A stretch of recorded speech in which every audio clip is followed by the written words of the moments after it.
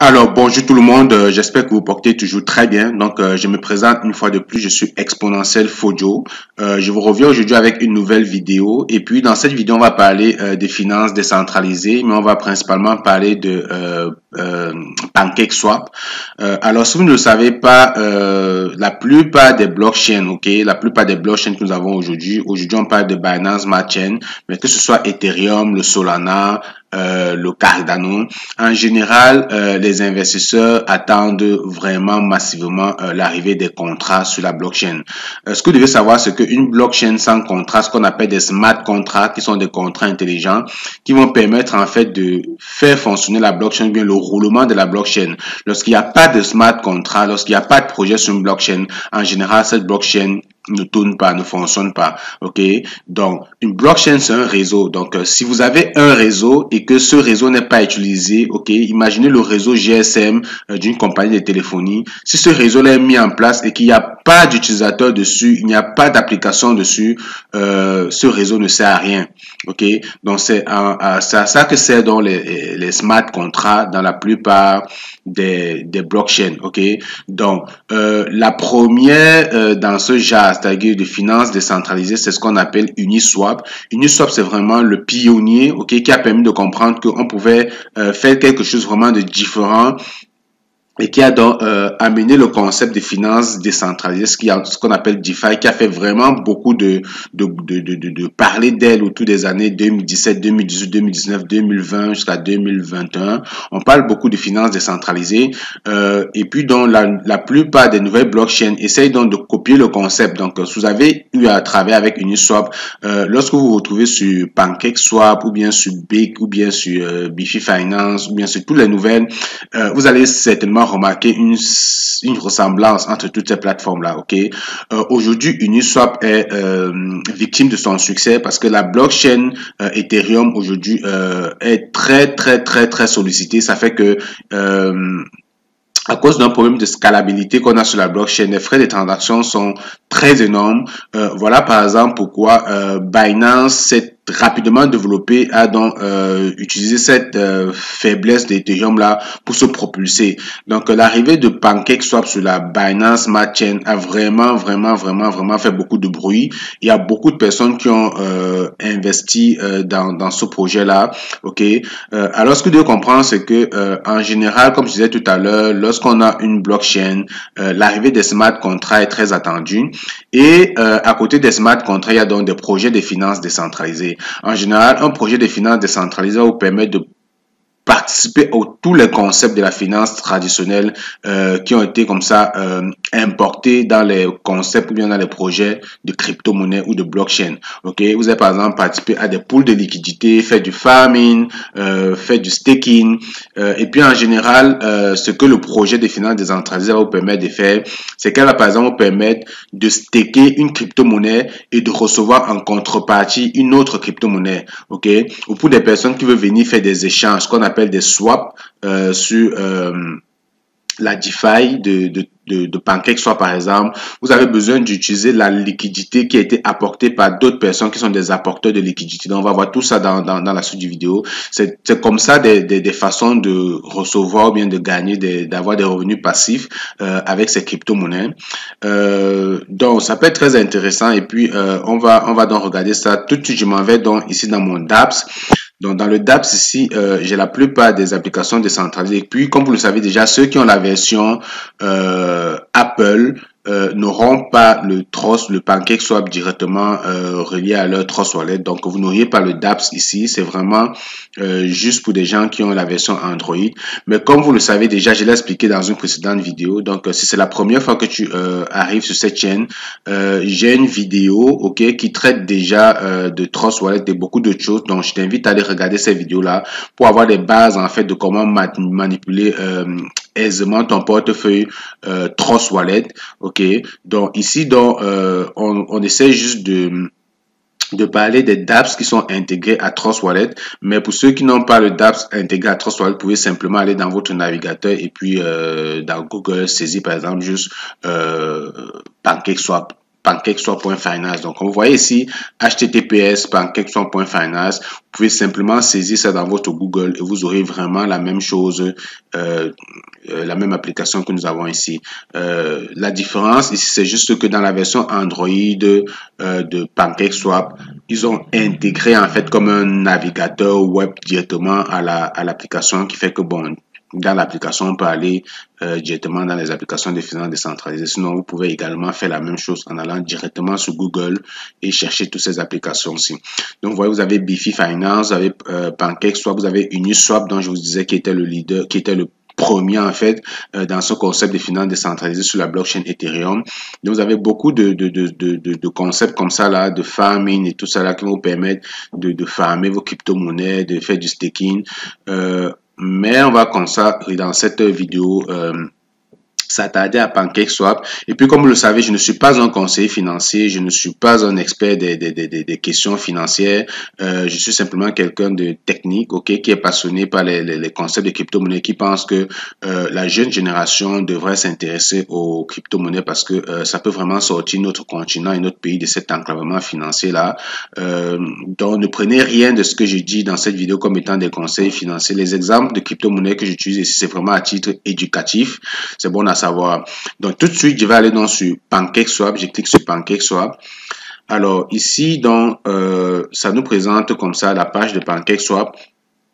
La première chose donc que vous allez faire pendant que ça tourne, on va être patient. Alors, la première chose que vous devez faire, c'est de connecter. Vous voyez, actuellement ici, j'ai PancakeSwap, j'ai le trade, j'ai N, j'ai Win et puis j'ai NFT. OK?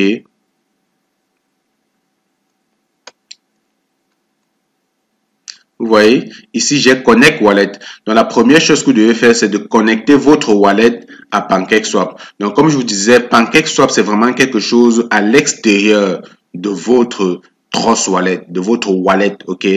Donc, si vous voulez que l'ensemble des crypto-monnaies qui sont dans votre wallet de Trust Wallet soit visible par PancakeSwap, il faudra connecter votre wallet. Donc, si je clique sur Connect ici, ok? Vous voyez, il me présente donc comme ça les différents wallets. Vous pouvez cliquer sur ce Wallet Connect. Il va aller connecter l'application à votre Trust Wallet. Vous pouvez cliquer directement sur Trust Wallet ou vous pouvez cliquer sur MetaMask. Pour ceux qui ont déjà MetaMask, MetaMask est vraiment également un bon wallet pour la plupart des projets également de crypto-monnaies. Je pense qu'on va faire une vidéo exclusivement dédiée à la présentation de MetaMask et comment utiliser MetaMask parce qu'il y a beaucoup de personnes dans la communauté qui en réclament. Donc, moi, je vais utiliser mon Wallet Connect. OK. J'utilise mon Wallet Connect. Puis, je clique sur Connect. Connecter. J'accepte. OK. Donc là, je viens donc de connecter votre PancakeSwap à votre wallet. OK. Là, ça va permettre d'aller comme ça voir la plupart des crypto-monnaies qui sont dans votre Trust Wallet.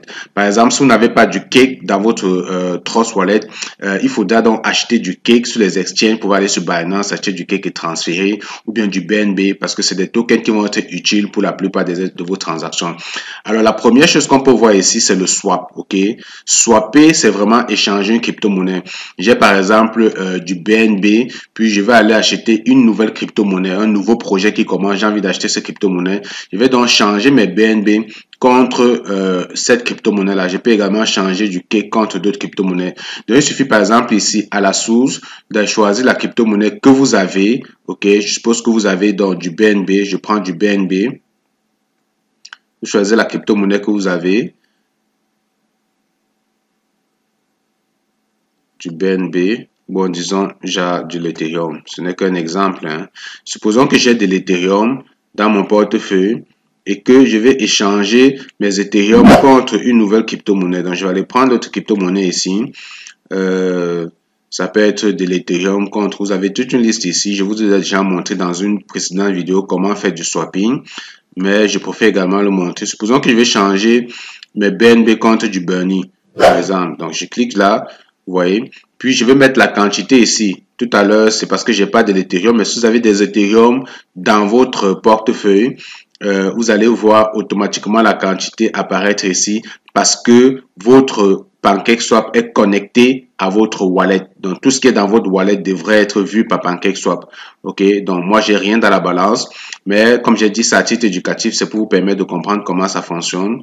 Alors, donc, une fois rendu ici, je vais vous expliquer quelque chose parce que, très généralement, OK, vous avez besoin, si vous allez ici dans Setting, cliquez ici dans Setting, vous voyez sur la roue l'engrenage ici, je peux cliquer dessus. OK, vous voyez, il me propose quelque chose qu'on appelle le slippage. OK, il me propose le slippage, il me propose également d'ajouter des frais de gaz. Regardez ici, en dessous, j'ai ce qu'on appelle le slippage. Alors, le slippage, c'est quoi? Ce que je comprends, c'est qu'en général, la plupart des projets qui commencent n'ont souvent pas trop de volume. C'est-à-dire que le volume, c'est vraiment la quantité des échanges qu'il y a sur une crypto-monnaie. OK? Lorsque j'ai une crypto-monnaie, il y a un volume d'échange, c'est-à-dire que les gens qui achètent et vendent la crypto-monnaie. OK? Et puis, il y a également les crypto-monnaies, vous devez comprendre que c'est quelque chose de très volatile aussi. Le prix des crypto-monnaies varie beaucoup. Ça veut dire que des fois, lorsque je veux swapper ma crypto-monnaie contre une crypto-monnaie, j'ai un prix d'achat, OK? La plateforme me propose un prix d'achat. Mais il se pourrait que entre le moment où je valide mon ordre d'achat et le moment où mon ordre d'achat va s'exécuter, que le prix est changé. OK, que le prix est varié parce que ça évolue très vite. Alors, vous allez donc mettre sur pied ce qu'on appelle un slippage, ce qui est une sorte de tolérance pour dire, je suis capable de tolérer une variation de prix jusqu'à 10% par exemple. Vous pouvez mettre 10%, OK, ou bien vous pouvez venir ici, saisir dans le carré ici, par exemple 20%, OK. Là, ça fait que si le prix entre le moment où vous avez passé votre ordre, le moment où vous voulez acheter, où la transaction va se valider sur la blockchain, si le prix a varié, OK, de 2%, de 3% jusqu'à peut-être 20%, donc vous êtes capable, la transaction va s'exécuter parce que vous avez mis dans un slippage de tolérance. Je suis capable de supporter des variations jusqu'à 20%. OK? Donc, j'espère que je me fais comprendre. Et comme je disais tout à l'heure, pour jamais les nouveaux projets, il n'y a pas assez de volume. Donc, ça se peut que vous voulez acheter une certaine quantité de crypto-monnaies, mais qu'il n'y en a pas suffisamment sur le marché. OK? Vous savez, contrairement aux exchanges, lorsque vous êtes sur un exchange, vous êtes capable de mettre un ordre et puis de mettre votre ordre limite, de fixer votre prix d'achat. Ici, donc, sur les plateformes de finances décentralisées, on n'a pas cette possibilité-là. C'est pourquoi vous allez donc utiliser le slippage également pour dire, OK, je suis capable d'accepter certaines tolérances de prix. Je m'explique. Supposez que vous avez envie d'acheter du pain, OK? Vous avez envie d'acheter du pain, vous avez envie d'acheter 10 pains, OK? Donc, vous allez donc dans la boulangerie, vous voulez acheter du pain, on vous dit que il reste seulement 6 pains, OK? Cette boulangerie n'a que 6 pains. Elle vend le pain genre à 150. Mais vous avez besoin de 10 pains, OK? Mais vous avez une autre boulangerie qui vend le pain à 160. Une deuxième boulangerie. Vous avez une troisième boulangerie qui vend le pain à 170. Donc, je me reprends. Première boulangerie vend le pain à 150. Deuxième boulangerie vend le pain à 160. Troisième boulangerie vend le pain à 170. Et vous avez besoin de 10 baguettes de pain. Donc, lorsque vous entrez dans la première boulangerie, il n'y a que 6 pains. OK? Donc, il n'y a que 6 pains. Qu'est-ce que vous faites donc? Vous allez prendre les 6 pains dans la première boulangerie. Ensuite, vous allez aller dans la deuxième boulangerie. La deuxième boulangerie vend le pain à 160, mais il n'y a que 2 pains. Vous allez donc prendre les 2 autres pains dans la deuxième boulangerie. Ça vous fait donc 8 pains. Et puis, vous êtes obligé d'aller dans la troisième boulangerie qui vend le pain à 170 pour compléter donc 2 autres pains à 170, ce qui va faire donc vos 10 pains au total, mais à des prix variés. OK? Donc, c'est ce qui se passe également dans la plupart de ces projets-là. Souvent, les projets qui débutent, qui n'ont pas assez de volume, c'est que vous avez besoin d'acheter une crypto-monnaie. Vous voulez absolument acheter cette crypto-monnaie parce que le projet est intéressant.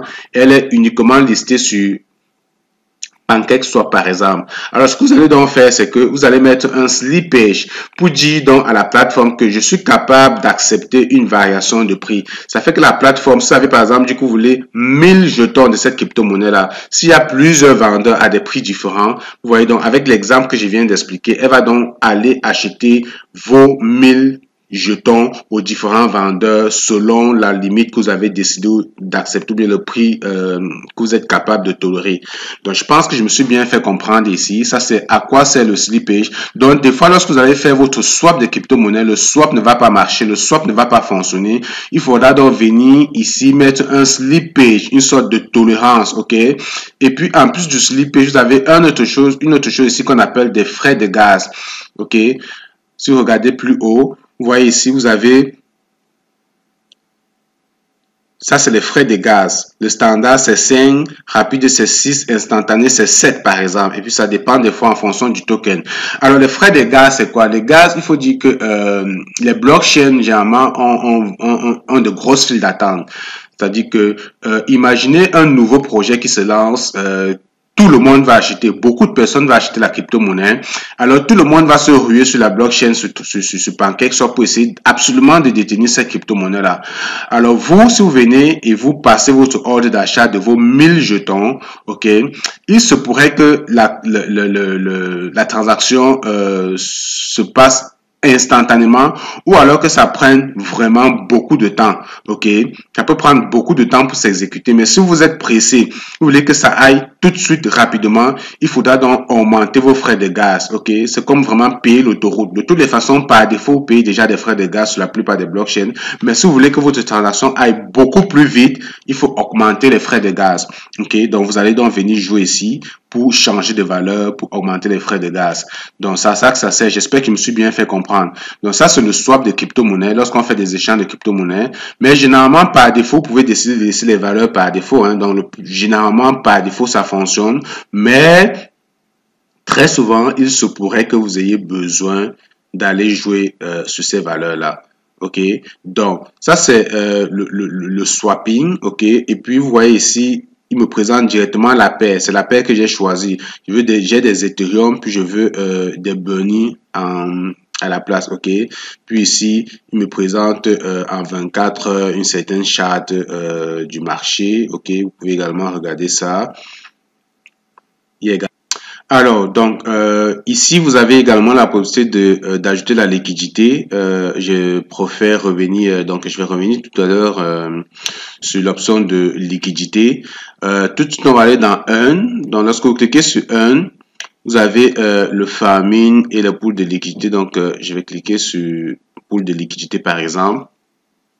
Donc, vous connaissez déjà les notions de earn. J'ai récemment fait une vidéo où je montrais, présentais les concepts de earn de crypto-monnaie sur Binance. Donc, c'est vraiment mettre en épargne ces crypto-monnaies. Le principe est simple, c'est-à-dire que vous avez un projet sur lequel vous croyez sur du long terme. Vous allez donc mettre en épargne vos crypto-monnaies ou bien simplement faire du staking de vos crypto-monnaies.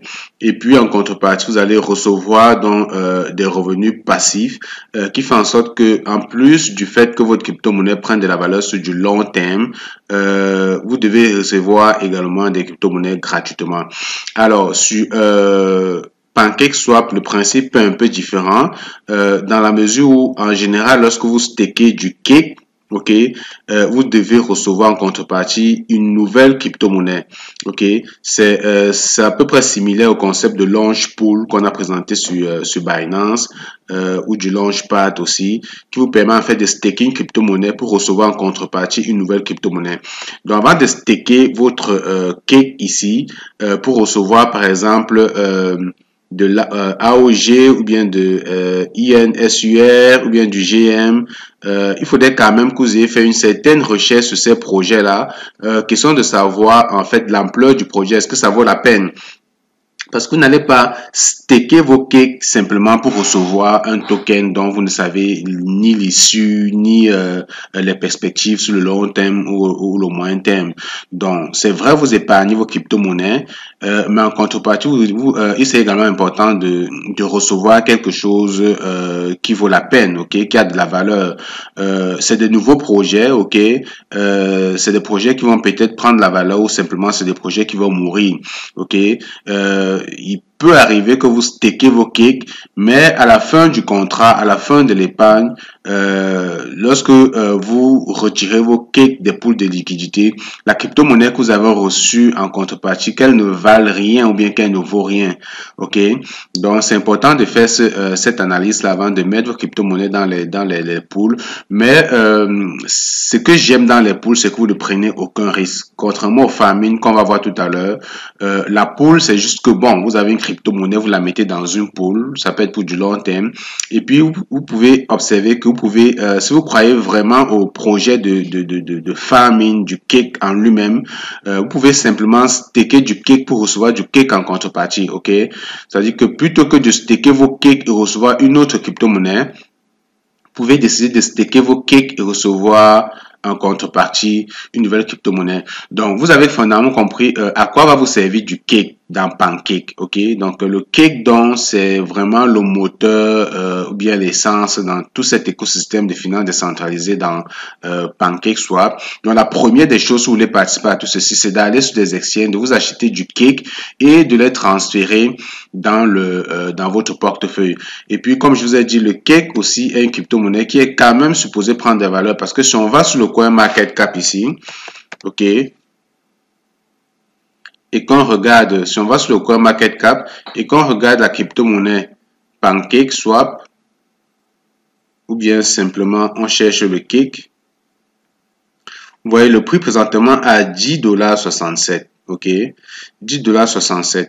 Si vous regardez la courbe du cake, la courbe de croissance et d'évolution du cake, là on est sur une journée. Si je regarde sur un an, 1 years, donc lorsque je mets sur un an, je peux voir ici que en début d'année, ok, si je mets par exemple ici, on voit que en début d'année, on avait un cake qui valait 0,8, ok. On avait le cake le 21 janvier 2021, on avait un cake à 0,8. Puis on a un cake qui est monté jusqu'au $44, ok. Il est monté jusqu'au $44, puis il a baissé, il allait toucher ici les $15, puis actuellement il se trade vraiment en range depuis un certain temps où il oscille entre $10 et à peu près $19, 20, 21, $22. Ok. Moi personnellement j'ai acheté du cake un peu tard. J'ai acheté le cake autour de, je pense que c'est lorsqu'il était à $20. Mais j'ai encore tous mes cakes. Donc, vous comprenez donc que le cake déjà en lui-même peut être une crypto-monnaie que vous pouvez acheter parce que vous pensez qu'elle vaut la peine sur le long terme. Elle vaut la peine peut-être sur le très long terme sur la finance parce qu'elle est vraiment le moteur de la finance décentralisée sur la Binance Smart Chain. Mais en plus de ça, dans vos cakes, vous allez donc pouvoir l'utiliser pour aller comme ça gagner gratuitement de nouvelles crypto-monnaies, de nouveaux projets. Donc, c'est vraiment à ça que ça sert. Vous voyez? Par exemple, ici, si je prends ce projet-ci, Unwhoop, on dit Stake Cake Unwhoop. Je connais pas le Whoop, je connais pas quel projet c'est, mais je peux me dire que je vais aller regarder à quoi c'est le Whoop, c'est quel projet, c'est quel crypto. Puis vous voyez, vous avez les intérêts de 53,33%. Vous pouvez recevoir du each. 45, l'APR de 45,98%. Ok. Donc, ça peut être intéressant de regarder ça puis de staker ces crypto-monnaies. Donc, comme j'ai dit, le staking, c'est vraiment sans risque parce que vos crypto-monnaies, vous les mettez simplement en staking et puis vos cakes, vous les mettez simplement en staking, vous recevez gracieusement de nouvelles crypto-monnaies. Par contre, lorsqu'on va voir ici l'autre projet, l'autre concept ici, d'épargne sur Pancake Swap qu'on appelle le farming, ok. Vous voyez, ici j'ai les pools. Je peux mettre simplement dans la pool ou bien je peux faire ce qu'on appelle farming. Ok.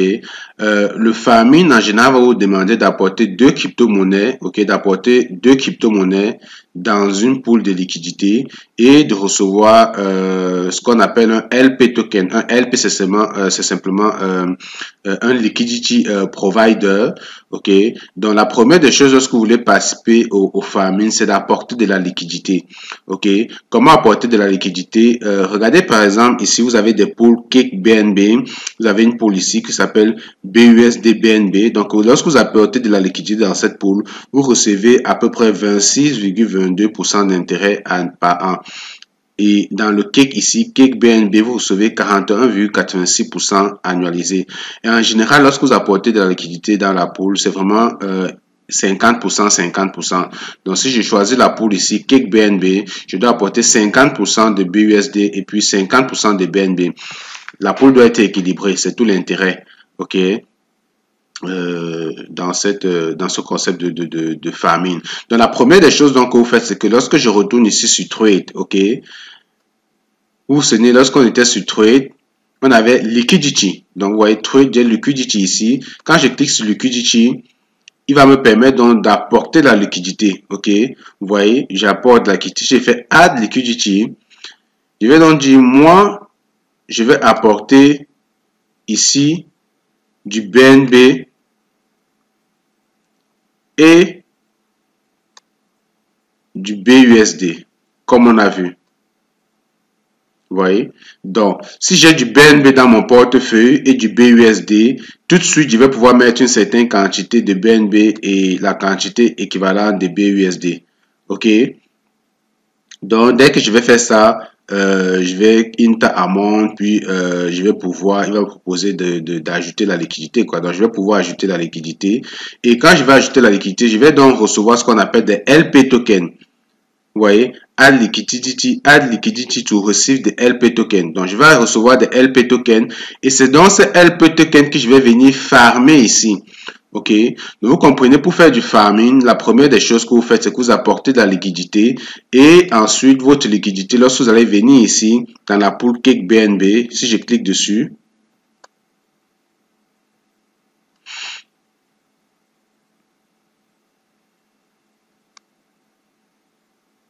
vous voyez, Cake BNB, si j'avais la liquidité déjà apportée, je devais donc pouvoir cliquer sur Enable pour activer en fait le farming. OK? Et puis, je devais commencer à recevoir des intérêts en Cake. OK? Je vais donc commencer à recevoir des intérêts en Cake. En général, ici dans le farming, vous recevez toujours du Cake. OK? Donc, c'est une façon pour vous, avec vos crypto-monnaies, si vous avez des crypto-monnaies, de produit des cakes. OK? On a donc vu des gens comme ça qui apportent de la liquidité dans des projets de finances décentralisées et qui vont réussir à multiplier leur cake, je sais pas, fois 10, fois 20, etc. OK? Donc, c'est comme ça que vous apportez dans vos crypto-monnaies dans une pool et en contrepartie, vous recevez du cake. Mais, comme je l'ai déjà expliqué dans des récentes vidéos, il faut faire très attention lorsque vous apportez de la pool de liquidité parce que il y a un problème ici qu'on appelle l'impermanent loss. Ok, c'est bien de comprendre l'impermanent loss lorsque vous voulez apporter de la crypto-monnaie dans une pool de liquidité. Alors, je vais vous expliquer ça et puis j'espère que je vais être assez simple dans mes explications pour permettre de comprendre. Imaginez que j'ai deux crypto-monnaies, ok? J'ai du Cake et j'ai du BNB, ok? Actuellement, mon BNB vaut un BNB présentement sur le marché, supposons qu'il vaut 10 dollars, ok? Et puis, j'ai également du Cake. Donc, lorsque j'apporte de ma liquidité, de la liquidité dans la pool, supposons que j'apporte 50 BNB, ok, et que un BNB vaut 1 dollar, ok, on va tabler sur 1 dollar, un BNB vaut 1 dollar. J'apporte une pool de liquidité, j'amène 50 dollars de BNB, ok, donc 50 dollars de BNB et 50 dollars de Cake. Ok, on suppose également qu'un Cake vaut 1 dollar, donc ça fait 50-50 dans la pool de liquidité. Maintenant, vous savez, lorsque vous apportez de la pool de liquidité, déjà de 1, c'est parce que vous voulez recevoir des intérêts sur vos crypto-monnaies, vous voulez faire fructifier vos crypto-monnaies, mais également c'est parce que vous croyez à un projet sur du long terme. Parce que si vous ne croyez pas qu'un projet est intéressant sur du long terme, vous ne pouvez pas le mettre dans un pool de liquidité. Ok, donc ça c'est l'une des principales motivations qui vous amène à apporter de la liquidité. Ok, maintenant vous savez que lorsque vous achetez une crypto-monnaie aujourd'hui à 1 dollar, le but pour vous, c'est de la revendre plus tard lorsqu'elle va passer à 2 dollars, 3 dollars, 4 dollars. OK? Donc, il serait intéressant que mes 50 BNB que j'apporte dans la pool, que d'ici, par exemple, un an, si le BNB est passé de 1 dollar à 10 dollars, que je puisse revendre mes 50 BNB et d'avoir donc 500 dollars. OK? Mais voilà ce qui peut se passer. Étant donné que vous apportez dans la pool, OK, des valeurs équivalentes, vous avez 50 dollars de cake, 50 dollars de BNB. Si quelqu'un vient sur le marché et achète, parce que ça c'est une pool de liquidité, et décide simplement dans cette pool de prendre uniquement du BNB. Il n'a pas besoin du cake. Il va juste venir prendre du BNB.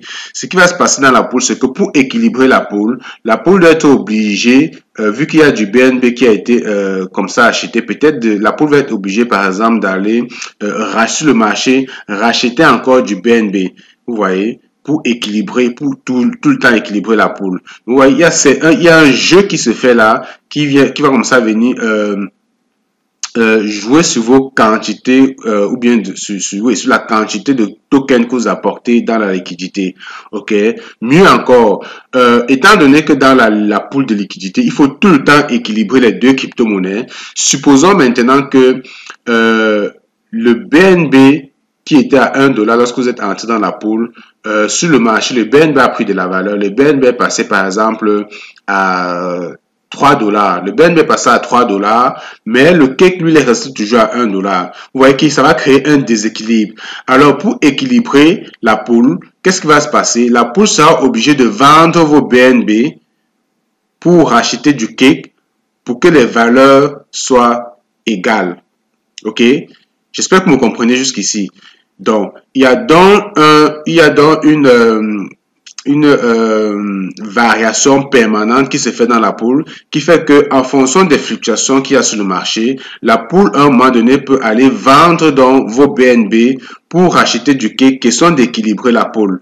Alors, ce qui va se passer donc, c'est que vous avez amené 50 BNB au départ dans la pool, mais il se pourrait qu'à cause de ces jeux-là, à cause de ces impermanent loss-là, au bout de 6-7 mois, que vos 50 BNB dans la pool deviennent simplement 35 BNB, parce qu'à cause des fluctuations du BNB, la pool a été obligée de vendre constamment vos BNB pour acheter du cake et équilibrer la pool. Alors, à la fin du contrat, lorsqu'on va relâcher vos crypto-monnaies, vous allez donc vous rendre compte que, OK, vous avez certainement reçu en contrepartie, parce que ce qui se passe, c'est que vous recevez quand même du cake, parce que lorsque vous apportez de la liquidité, vous recevez quand même du cake. Ça fait que vous recevez gratuitement du cake que vous allez donc pouvoir vendre plus tard sur le marché. Mais il se peut que au moment de vendre vos cakes, que le cake aussi ait perdu de la valeur. On a vu que le cake aujourd'hui à 10 dollars. Ça se peut qu'à la fin d'année, le cake soit à moins de 10 dollars ou bien ça soit à plus de 10 dollars. Si c'est à plus de 10 dollars, youpi, vous avez gagné. Vous allez vous faire donc un revenu supplémentaire pour avoir gagné des cakes gratuitement. OK? Même si le cake perd de la valeur, vous avez quand même eu des cakes gratuitement que vous pourriez vendre au prix bas. Mais ce qui se passe, c'est que vos BNB qui étaient de 50, par exemple, BNB, OK? Si le BNB est passé de 1 dollar à 20 dollars, par exemple, vous voyez que vous n'avez plus 50 BNB, mais désormais, vous avez, par exemple, 30 BNB parce qu'à cause de variations dans la pool, on a été obligé de vendre une partie de vos BNB pour équilibrer la pool.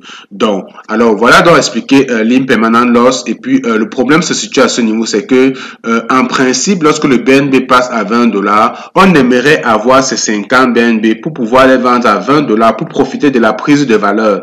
Mais parce qu'on a apporté nos BNB dans une pool de liquidité, alors on peut observer que nos BNB vont diminuer en quantité parce que la plateforme a vendu nos BNB des fois très vite, très rapidement, qui fait en sorte qu'on ne profite pas de la prise de valeur sur du long terme. OK? Donc, ça, c'est important, ce que je vous explique là, de savoir, de le connaître avant de prendre la décision d'apporter de la liquidité dans des pools de liquidité. J'espère que je me suis fait expliquer, je me suis fait comprendre, que c'était assez clair. Et comme vous le savez, ça me fait toujours plaisir de vous lire en commentaire. Donc, si vous avez des questions, n'hésitez pas à les laisser en commentaire. Ça me ferait plaisir de les lire. Et puis, si vous avez aimé la vidéo, merci de liker et puis de partager. Ici, vous allez voir, il y a également du win. Vous pouvez faire de la loterie, trading competition, prediction beta. Puis ça, c'est vraiment de la loterie en général. Puis vous avez des NFT, ok. Overview, si vous avez besoin d'investir sur les NFT, d'acheter des NFT, vous pouvez aller regarder cette option-là. Mais faites attention, lorsque vous voulez acheter les NFT, il faut savoir quels sont les projets qui prennent de la valeur, quels sont les projets qui ne prennent pas de la valeur, parce que personnellement, je n'ai jamais investi sur les NFT. Je n'investis pas sur les NFT parce que voilà, je me dis présentement, il y a encore beaucoup de spéculation là-dedans. Je vais peut-être commencer à m'intéresser plus aux NFT des terrains virtuels. Je sais pas pourquoi, mais j'ai l'impression qu'avec les métaverses, ça a de l'allure. Puis, je n'aimerais pas manquer cette opportunité-là. Donc, je vais certainement vous présenter d'autres vidéos à l'avenir où on va présenter continuer à parler des métaverses et des écosystèmes. Il y a de fortes chances que très prochainement, je vous présente également une vidéo sur l'écosystème Cardano avec le Sunday Swap. Vous savez, pour ceux qui me suivent ou bien mes proches qui me suivent des projets crypto-monnaie, vous savez, Cardano, c'est un projet que je suis beaucoup, ok, sur lequel j'investis assez régulièrement. Donc, chaque fois qu'il y a une baisse, j'essaie d'ajouter, de renforcer ma position sur du Cardano. Et puis, donc, aujourd'hui, ce que tout le monde attendait depuis longtemps, il y a la finance décentralisée qui va également donc arriver sur Cardano. Voilà pourquoi depuis quelques jours, vous avez observé que le Cardano commence à prendre de la valeur parce que il y a des projets qui commencent à arriver sur la blockchain Cardano. Et puis donc, je vais vous présenter SundaeSwap et un autre projet de finance décentralisée sur Cardano et puis comment tirer avantage de tout cela. Donc, allez également jeter un coup d'œil sur le site internet. Donc, le site internet, c'est www.cryptoexpo.com, www.cryptoexpo.com. Le site internet est entièrement presque terminé. Donc, le développement du site web est presque terminé. Actuellement, nous testons les méthodes de paiement en ligne, mais les formations sont déjà sur la plateforme. Donc, pour ceux qui sont intéressés à suivre une formation beaucoup plus accélérée, beaucoup plus poussée et une formation vraiment personnalisée, vous pouvez donc jeter un coup d'œil sur le site internet ou m'écrire tout simplement à contact@cryptoexpo.com. Vous avez également le canal Twitter ou non pas Twitter, vous avez également le canal Telegram. Vous pouvez m'écrire sur Telegram, puis on pourrait également discuter sur la formation. Alors, donc, on se retrouve dans une prochaine vidéo. Salut!